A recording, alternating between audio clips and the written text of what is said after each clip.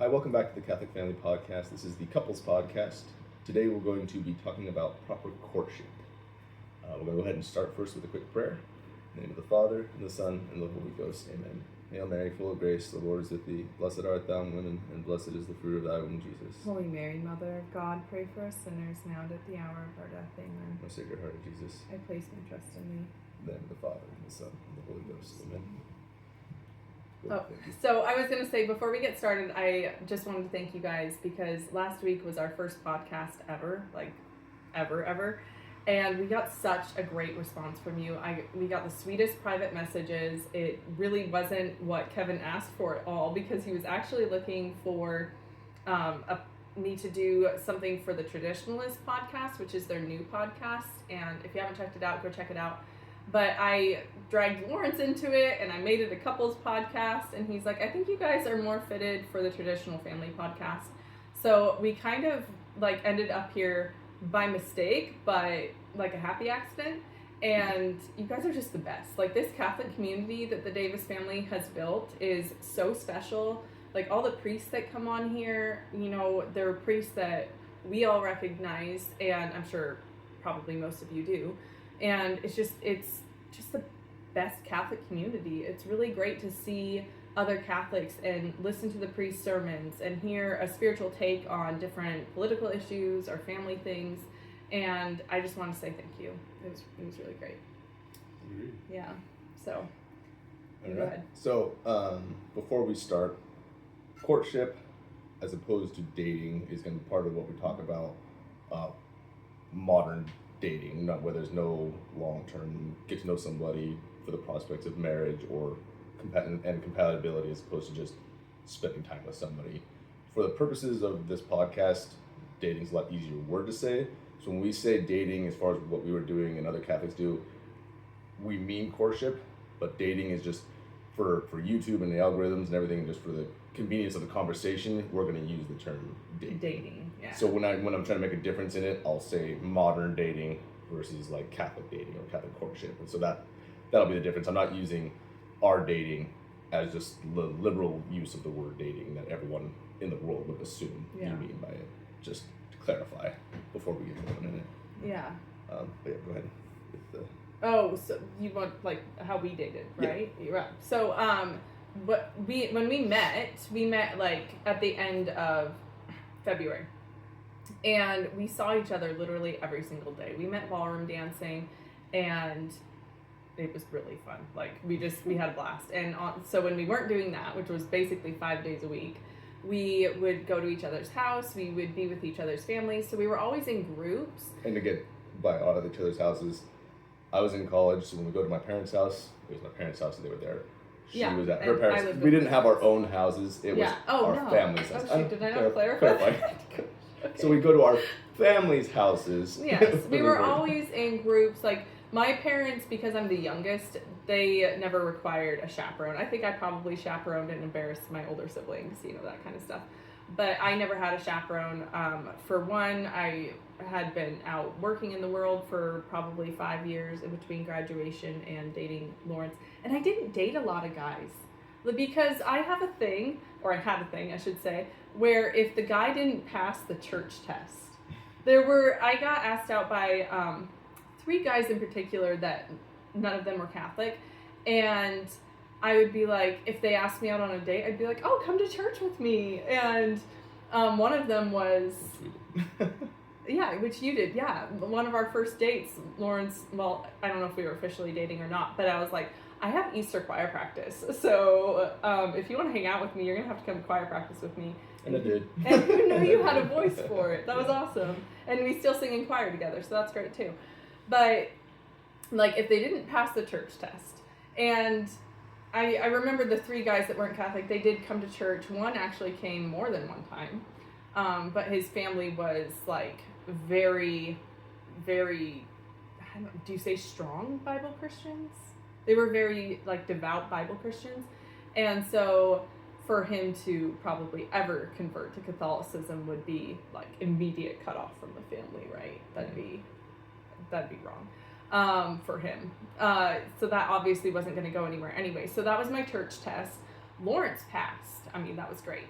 But we had been seeing each other so much that come like mid-March, we're hanging out at my parents' house, and I said, we've been seeing each other like a lot, and unless we're like, I don't date for kicks unless you wanted to like do that. I don't think we should see each other so much. Like, it just wouldn't be proper. It kind of making me uncomfortable. And he's like, well, I guess we're dating then. That was his way of super romantic asking me out. That was great. So, and then we were engaged within 2 months of that. Like, we just knew that we wanted to get married, and we got married the following year. So, like, very short short courtship dating. Short courtship, longer engagement. Or like standard. But one thing that I really want to highlight here is the good habits that you have when you are dating or engaged or courtship, whatever. They really set the groundwork for your marriage. At least, I mean, I feel that way. We're not perfect people by any means, but I do think that, we pretty much saw each other every single day, even when we were dating, whether it was him dropping by my work or, us seeing each other at, the ballroom dancing thing. Sorry, I'm like tripping over my words. Or like on the weekends, we would always see each other. We had a habit of every single night, Lawrence would call me and we would pray night prayers together. And when we were together, driving anywhere in the car together, we would pray a rosary before we would like talk to each other. And it was just kind of like, I had that habit from work because I had a 45-minute commute to work. And so I could literally pray all 15 decades on my way to work. And that was my thing. Before I could allow myself to listen to music, I would pray, my rosary. But then I would feel bad about like not praying more rosaries because I have all this time driving. So it was just a really good habit. And I feel like there's the whole old adage, the couple that prays together stays together, or the family that prays together stays together. Mm-hmm. That is such a true, beautiful saying. It really made our relationship stronger. And well, it's like bonding. It's a bonding time that's, it's all positive. It's like, even when you're not together, like she said, we call each other at night and night pray prayers together. It's like, even if you're not spending the time together, you're still spending time together. And it's for, especially for reasons like that, it's just, solidifying that relationship. If prayers is something that can unite you together, even when you're apart, it's... Well, and I was also thinking, like, yes, it's a little awkward praying night prayers over the phone. Not that awkward. You get over it pretty quickly. But I also think, fortunately, we've never had to, like, he's never had to travel for work, because I think I would be a huge baby about that. I can't live without him gone, or with him gone. So, but I was thinking, like, I have a brother who, he has to travel for work all the time. There are couples who have to live that way, even, they have kids and the husband still has to leave for a week or two at a time. That'd be kind of sweet to, like, daddy's calling for night prayers. Wouldn't that be cute? That'd just be a really good habit. And that way the kids would, feel like that. I just feel like it'd be so hard to parent without both parents there, especially like the nighttime. Well, and that also would further show the importance and the strength of the prayers. If the fact that that daddy calling from somewhere else to come say prayers with them, it makes the prayers more meaningful and more special to them. It just fosters the better prayer life from that end, but also the respect for the prayers, because it's something that much more special. So you can take these really good habits that you built in your relationship, your engagement, and you can carry them over into your marriage. And I just feel like that helps so much. The other thing that we want to talk about was when you are dating. Like, we got married fairly young. That obviously doesn't happen for a lot of people. Like, when I say young, we were barely 21. I mean, we were young, which is great, because then you're growing together. And like, I wouldn't have that any other way. Obviously, I wouldn't change anything about that. But there are people who don't get married until they're 35, or sometimes on the flip side, people 40. get married right out of high school, which I'm not saying is a bad thing. Yeah. The only potential downfalls to super early is if, like, you're right out of high school. What part of experiencing the world, not experiencing the world, but like you're going out and getting a job, you're on your own, managing a home or whatever it is, like, you haven't gotten to those stages yet. I know if you haven't gotten out there and actually had to start working for it. Yeah. So I mean, that's something where a lot of people make it work, but there's also a lot of people that don't make it work. And they'll say like, "Oh, we got married way too young, way too early. We didn't know what was going on." Yes. And that's partly because like they get right out of high school, they meet someone and they jump right into it. But neither one of them has had to manage money. Neither one of them hasn't really had a real job because they've been in school. So just you have to find that right balance. Don't some people get out of it for too long, so they get married really late, and then you got your whole life. They'll have their whole life already established, and they'll meet somebody else that already has their whole life established. Oh, that'd be. And then they gotta try to figure out how to make those two completely independent lives mesh together. Yeah. So I mean, you're gonna have pitfalls. No matter what stage you're at, there's gonna be something, but you gotta be able to figure out what you can handle and be adaptable with. And I'm a talker. Lawrence. Well, he's a talker now, but he was not a talker. Like when we were dating, it was like he was tough to like pull information out of, like, how does Lawrence feel? It was really hard. But because I'm like such a planner and I'm such a talker, I had work experience. Lawrence was in college. So I was always the one, like, I handled money. I am very much like a Dave Ramsey person. Like I save for this. I'm the budgeting person. So before we got married, it was like, okay, you're going to take care of the money. I also grew up watching my mom, manage that side of their marriage too. Like she handled the money, she handled the bills, all that kind of stuff. So we talked about it. I'm going to assume this role. There wasn't like a question. And so that's like knowing the marital pitfalls before you get married so that you can avoid them. Like what are common things that people argue about? They argue about money. They argue about family. They argue about, like, if someone's struggling with a vice, okay, well, try and get that taken care of now versus, when it can wreck a home or something like that. Just knowing those issues. Okay, so I'm sorry for the interruption. Kids are going back and forth. So the other, like, another pitfall would be family issues. Say, if you marry into a family that they're not Catholic, kind of like our previous video, you can have just a lot of different issues. And so knowing those beforehand to make your married life easier, to make it more spiritual, God-based, not having, petty fights. Also, I think, like, if you're fighting when you're engaged, that's kind of like the honeymoon phase of things. I think that's kind of a red flag, don't you? Well, and like with each of the individual issues, like with family issues, that's something that if you're seeing there's already going to be a potential problem, you need to work it out beforehand during this dating courting period. Because if you're kind of blowing it off and ignoring it, like, oh, it'll be fine, just ignore it, let's just focus on each other, ignore the family issues, and then you get married, then you get past that phase of being just focused on each other, and then everything else starts to come into play, and then all of a sudden you realize that you guys are fighting because this family wants you to not be doing these things, wants you to spend more time over here, but then your partner disagrees and wants to be doing other stuff with their family, or things friends. That you could have been and friends.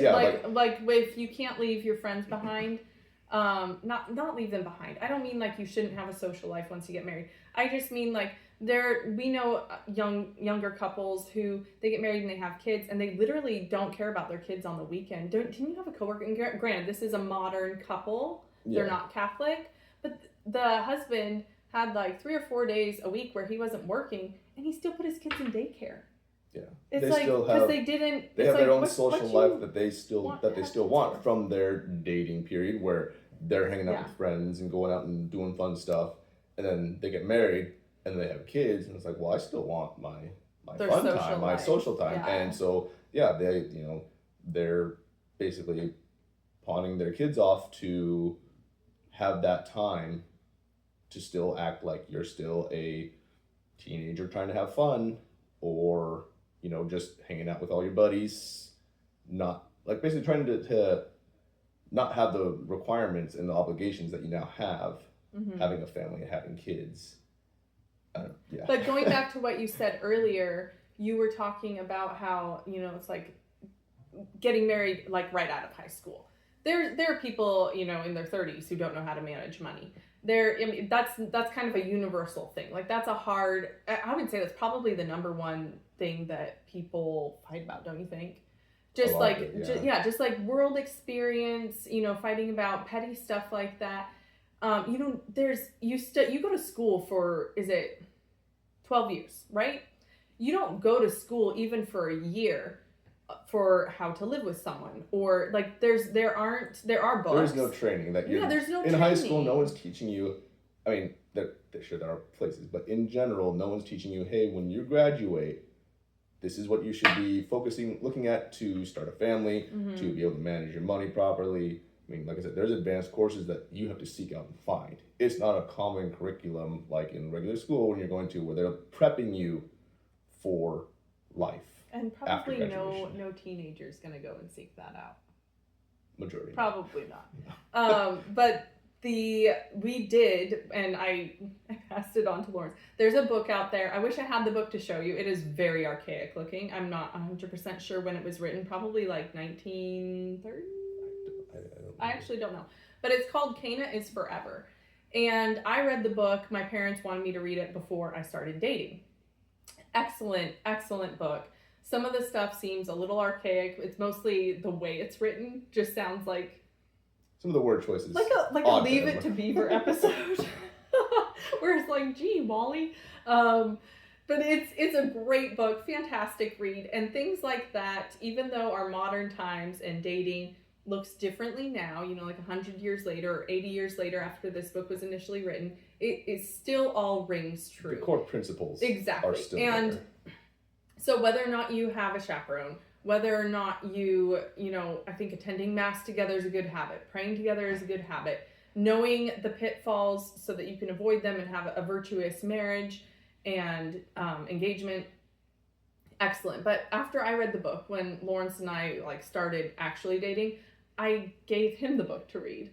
And so it's like, and we read a couple other books too while we were engaged, but just, having a game plan.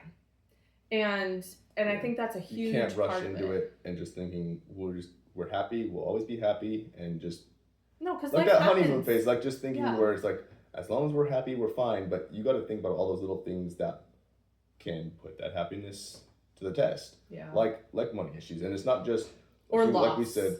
Yeah, we'll get a couple different things, but like with money issues, again, like she said, either right out of high school where you don't have any prep, or like we were talking before, once you're firmly established. I mean, and a lot of people, once they are firmly established, if they're too attached to that life they have, to the worldliness, money is a big issue. And that's why you hear so many times people say, like, once you get married, you should have 2 separate accounts so that you can keep your money and your spouse keeps your money. And they basically are basically planning ahead, like, this probably won't last because statistics show that the odds of you getting divorced are pretty high, so you should keep your money separate. And that's just, that there alone should tell you what the modern world thinks of dating and getting married and everything, because they're anticipating it not working out. And money is always such a big priority for so many people that they're telling you to not merge your money. I mean, I've had so many coworkers where they're saying, oh, I'm so happy we didn't have a joint account. And it's like, for real? You guys were planning when you got married? You were planning for failure. Yeah, and then they were planning at the start of not blending their money together. Yeah. And it's like, well, clearly you did not expect this to last. So that's one thing. She mentioned loss, and that's primarily where once you're already a couple, when you're married, particularly, but like. But you learn from other people's experiences, right? That's why we're doing this video. So the reason why I bring up loss is because, I remember my grandparents, they had 6 kids, and 3 of them died before, 2 of them died before they did. 1 died after my grandma. Yeah, but it's that kind of emotion that happens, and that kind of grief that happens in your life. It can do one of 2 things. It can completely break apart a family because people grieve in different times, in different ways, or it can bring you together. And so I always had in the back of my head, we were told we couldn't have kids before we got married, and we told the priest, and the priest gave us the reasons why, like, okay, it's okay, like you can get married. We always had that hope though, like, like, what if this could happen? And we prayed, and nothing's impossible with God, and here we have 4 beautiful children now. But in the back of our head, in the back of my head, I always had that memory. Like, my grandparents had an unbreakable bond, and yet they had gone through so much. Yeah. So you almost have to, it's being detached both from money. Like, when you marry your spouse, it's like what's yours is mine, what's mine is yours.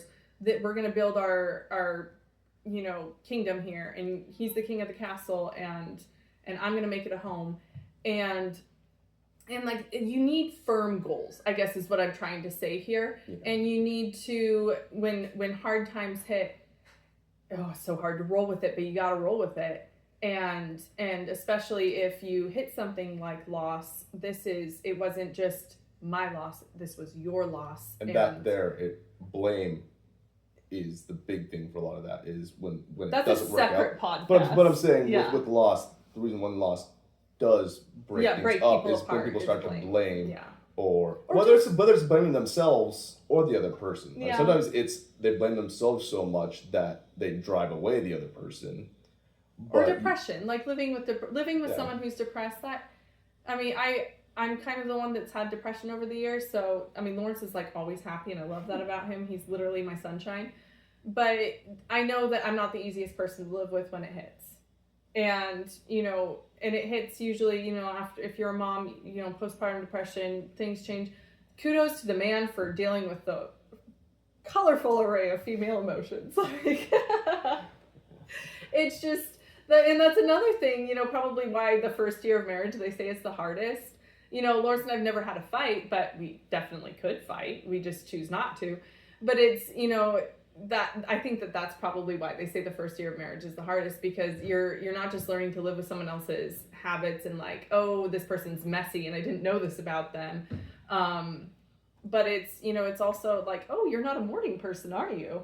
Or just a lot of different variables, or like insomnia. Which is what helps during the courtship process of, learning little things about each other. That's the whole point of it, is finding out compatibility and things like that, to where when you are married and there's little things like, wow, you're not fun to be around in the morning, or wow, how are you not functioning past 4:00 in the afternoon? Like, those are little those are the things that when you're married, those should, by the time that comes, those should be easy to manage, because during your courting process, you've already worked through all those other things that could pose a problem.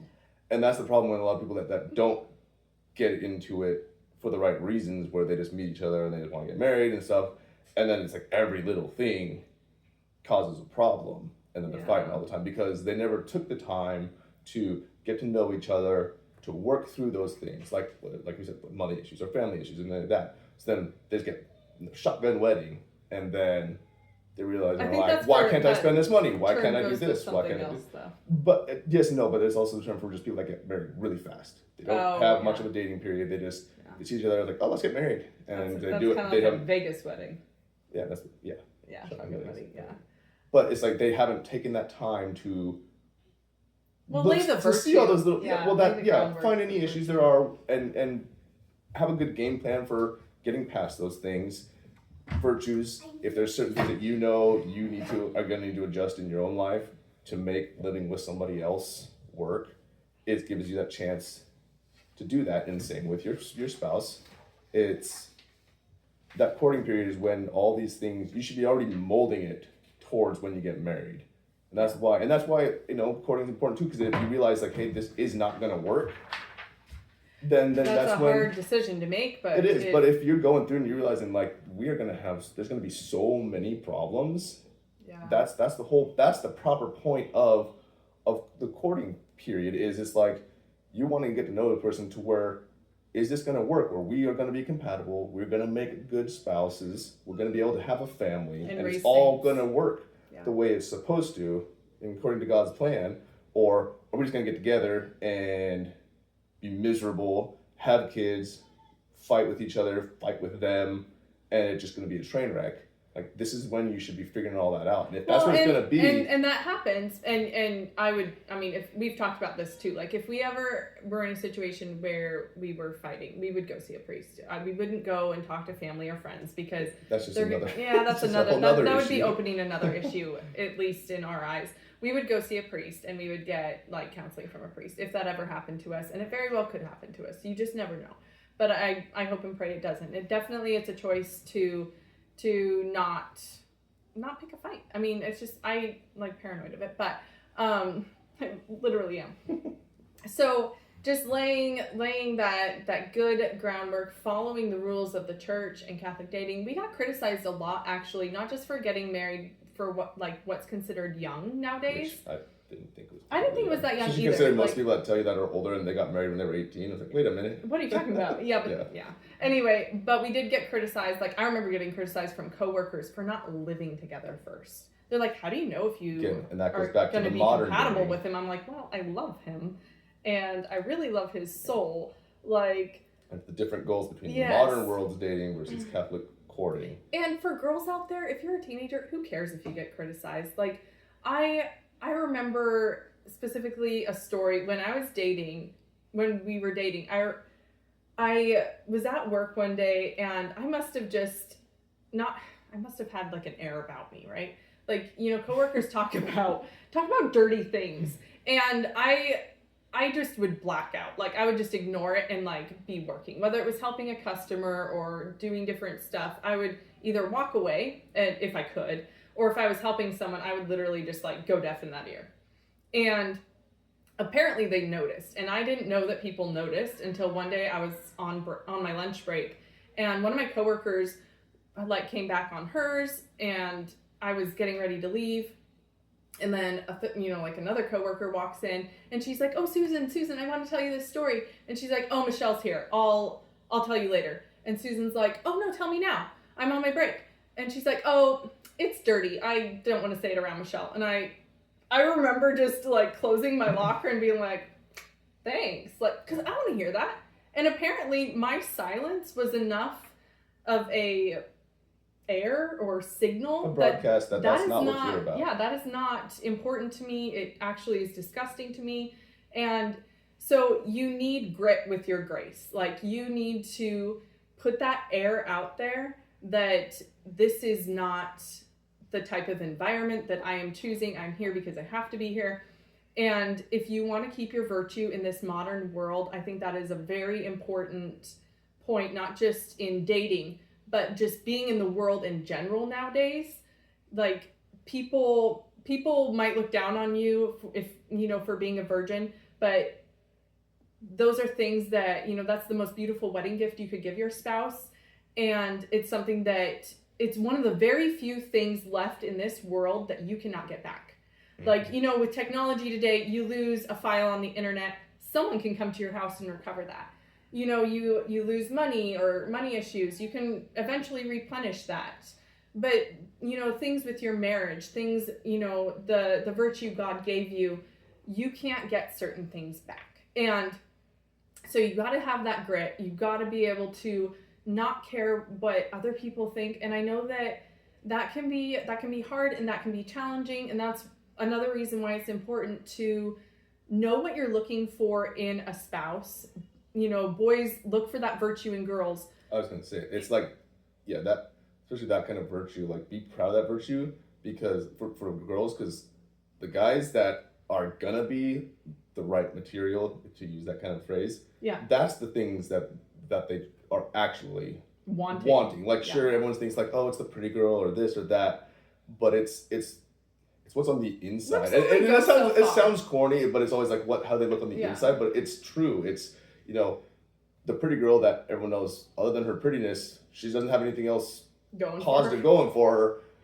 She might only seem appealing, but that's only to a very specific kind of person, and that's not the kind of person that's going to make her or him happy. It's the girl that's got the virtue, that she's proud of that virtue, she's not afraid to show the virtue. Like, that's the one where, like, people that would be interested in her for the right reasons, that's what they're going to be attracted to. Mm-hmm. It's the same for the guys. Like, there's, the bad boys, and the girls going to be interested in the bad boy. It's like, oh man, that's maybe a little quick passing thing they're interested in, but long term, that's not what they want. No. I mean, it's like, do you want the guy that's just always going to be getting in trouble and taking risks? Because are you going to be able to rely on that? I mean, and that's like that's to say that's like the things that the modern dating, that's they hear those, the pretty girl and the bad boy. It's like that's not. There's nothing concrete about that. That's going to be a good foundation for the future. Isn't it funny that you hear complaints like from really nice single guys, there's just no nice girls, and then you see a group of nice girls and you hear there's just no nice guys, and it's like, yes, they are out there. Maybe you're not just looking in the right place, or maybe what you think you want isn't what you actually want. Maybe you're just looking too superficially. Or the other problem is that because the world is so far the other directions now, a lot of the people are afraid to show those virtues. Like, who was the ones always getting made fun of? It's the nice people. You're the prude, or you're not the jock that's the bad boy. Mm-hmm. And the ones that are good, they're not going to be the ones that are outspoken. And that's part of the hard part is that they're there. You just can't find them because they're not the ones putting themselves out there. Yeah. And that's where churches that have youth groups, young adult groups and things like that. Like that's the kind of stuff. Those are good. People that that are feeling that were like, I just can't find anybody. Look for those kinds of groups, because that's where other people that are in the same kind of situation where it's like, I know what I'm looking for and I just can't find it. That's where a lot of those people are going to be going. Is get involved with that. Even if you don't meet someone for courting, you're going to find you might find people that are going to be really good friends. I mean, it's not obviously we'll talk about the courting and stuff, but that's the kind of networks I feel like that get you to know the right kinds of people that are going to be more along the lines of what you're interested in. What you want. Yeah, I think that most Catholics now probably meet their spouses through friends. I mean, we didn't go to the same church, and we met through a friend. And sorry to be jumping all over the place here, but I remember before I met Lawrence, a couple months before I met him, or maybe it was the year before I met you, I had asked my grandpa, because my grandpa was a huge light in my life. I asked him what made him, because I was looking, right? I wasn't looking for someone to date, but I was looking for what I should be looking for, if that rings a bell. And I said, what attracted you to Grandma? And he said that it was her virtue. And I was like, man, I hope a guy thinks that about me someday. That's so beautiful. And it is. It's precious. It's like a treasure. And when you find it, you recognize it if you're looking in the right place. And that's a really beautiful thing. It's just kind of rare. But not so rare that, I mean, there's a lot of young people that have gotten married in our parish probably within the last 3 or 4 years, and they're so beautiful. They're so sweet. That you really see God's hand in things. I think back to when I was homeschooled during grade school, and I was really lonely, right? My siblings are older. Some of them are going to college. Some of them are working. And here I am just, doing my schoolwork, kind of bored, but I'm not doing schoolwork. And I remember for 3 or 4 years straight, every night, I would pray this novena to the Holy Face for a best friend. I didn't need to be popular. I just want that diehard best friend where you tell everything to. And I had that, God always answered my prayers, but it's you kind of outgrew that friendship, or they moved away and that was hard, but I always had one best friend. And I honestly think that all those years, Blessed Mother was just taking those prayers and investing in Lawrence, because I honestly don't know how I got such a great spouse. Mine was the opposite. I was in college. I was kind of just doing my own thing, not social at all. So, I mean, I wasn't, it was just, once we started dancing, things just fell into place so fast. It was just, I didn't realize, not at the start. I wasn't like that. No, I was just trying to get through school. But yeah, it was once it's there and you see it, the things that you are, that do attract you in the long term thing, the virtues and stuff. You start to notice that stuff right away. If you're not in it for the wrong reasons, you start to notice those proper things that you should be interested in, the virtues and things like that.